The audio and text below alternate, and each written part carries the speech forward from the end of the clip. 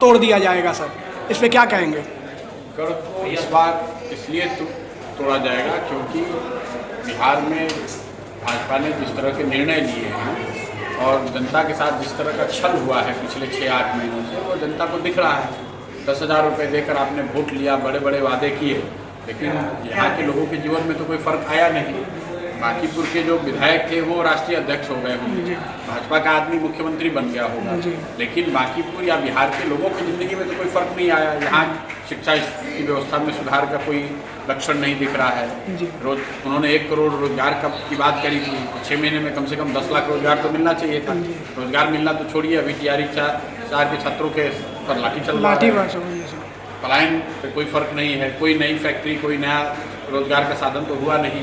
Crime rate बिल्कुल top पर है। तो जिस जंगल राज की आप बात कर रहे थे, वो जंगल राज तो लोगों को दिख रहा है, सामने दिख रहा है। पटना में शायद मुझे लग रहा है बरसों बाद ऐसी कोई घटना हुई है कि कोई किसी महिला को रात में किसी बच्ची को उसके पिता के सामने होटल से खींचकर उसके साथ बदसलूकी करने का प्रयास किया गया है। तो जितनी भी बातें भाजपा ने एनडीए ने कही थी उसका सब उलट हो रहा है। तो निश्चित तौर पर जनता को बांकीपुर में अवसर मिलेगा तो जनता उसको जवाब देगी। सम्राट चौधरी लेकिन ये पिता पुत्री मामले में बिल्कुल चुप्पी साधे हुए हैं, जबकि वो कहते हैं कि अपराधियों को इस बार हम बख्शा नहीं जाएगा और पुलिस को पूरी छूट दे दी है। मैंने भाई, क्या सम्राट चौधरी ने रोजगार के विषय में कुछ बोला है? आपने कहा कि इस पर चुप्पी साधे, किस पर बोल रहे हैं? गमछे का रंग और समाज को बांटने की बात अगर छोड़ दें तो सम्राट चौधरी ने किस बात पर सकारात्मक कोई बात कही है? क्या बिहार में पलायन रोकने पर उन्होंने कुछ कहा? क्या बिहार में बच्चों पर लाठी क्यों चली, इस पर कुछ उन्होंने कहा? क्या बिहार में इस नीट की छात्रा के साथ जो रेप और हत्या का मामला है उस पर सम्राट चौधरी ने कुछ कहा? क्या अभी जो छात्रा के साथ दुर्घटना हुई है उसके बारे में उन्होंने कुछ कहा? ये भाई इनका चाल चरित्र चेहरा जो है ये बहुत साफ। वही से प्रशांत किशोर ने, धनसुराज ने बिहार की जनता को चुनाव से महीनों पहले हम लोगों ने बताया है, इस व्यक्ति से, इस तरह के व्यक्ति से आप कोई बहुत सुधार की अपेक्षा न रखें।